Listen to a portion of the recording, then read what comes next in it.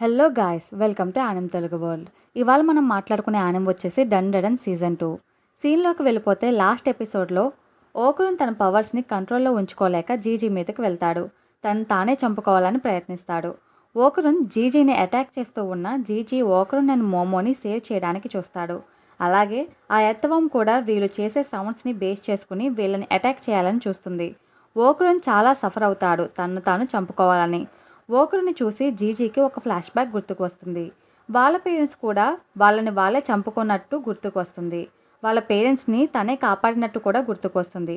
ఆ సిచ్యువేషన్ లాగానే ఇప్పుడు ఈ సిచ్యువేషన్ కూడా. మోమో అండ్ ఓకురున్ ఇద్దరూ చంపుకోవాలని ప్రయత్నిస్తూ ఉంటారు. మోమో తనని తాను పొడుచుకుంటుంది. ఆ మూమెంట్లో టర్బోగ్రాని ఉండడం వల్ల తనని కాపాడుతుంది.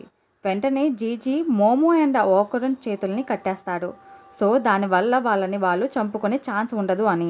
జీజీకి అసలు ఇక్కడ ఏం జరుగుతుందో ఒక్క ముక్క కూడా అర్థం కాదు.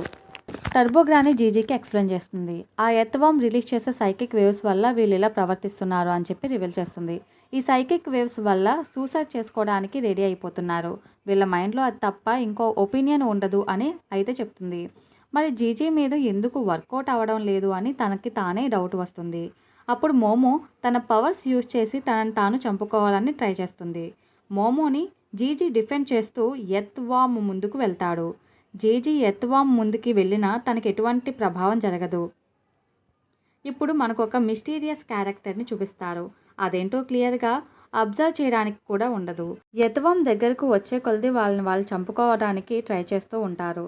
జీజీ వాళ్ళని తీసుకొని దానికి దూరంగా వెళ్ళే ప్రాసెస్లో స్లిప్ అవుతాడు. దానివల్ల కథ మళ్ళీ ముందుకు వచ్చి వాళ్ళని వాళ్ళు మళ్ళీ చంపుకోవడానికి ట్రై చేస్తూ ఉంటారు.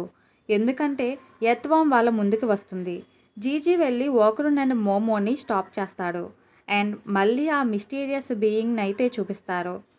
ఒక అన్నోన్ బీయింగ్ కనిపిస్తుంది. అది ఏలియన్నా, మానిస్ట్రా లేక హ్యూమనా అనేది మనకొక క్లారిటీ ఉండదు. ఆ బీయింగ్ వచ్చి ఎర్త్వార్మ్ ఎదురుగా నిలబడుతుంది. దానివల్ల ఎర్త్వార్మ్ సైకిక్ వేవ్స్ ఎఫెక్ట్ అనేది తగ్గి ఓకురున్ అండ్ మోమో నార్మల్గా మారుతారు. అండ్ ఆ బీయింగ్ వెనక్కి తిరుగుతుంది. అది చాలా డేంజరస్ అని టర్బోగ్రాని అంటుంది. దాని కళ్ళల్లోకి చూడటం వలన కూడా మీరు సూసైడ్ చేసుకునే అవకాశాలు ఉన్నాయని చెప్తుంది.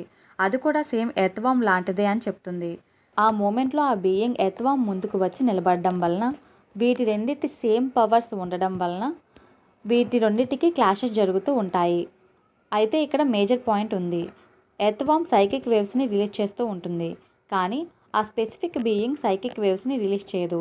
ఈవిల్ ఐ యూజ్ చేస్తుంది. సో ఆ ఈవిల్ ఐ చూడడం వల్ల ఇన్స్టెంట్గా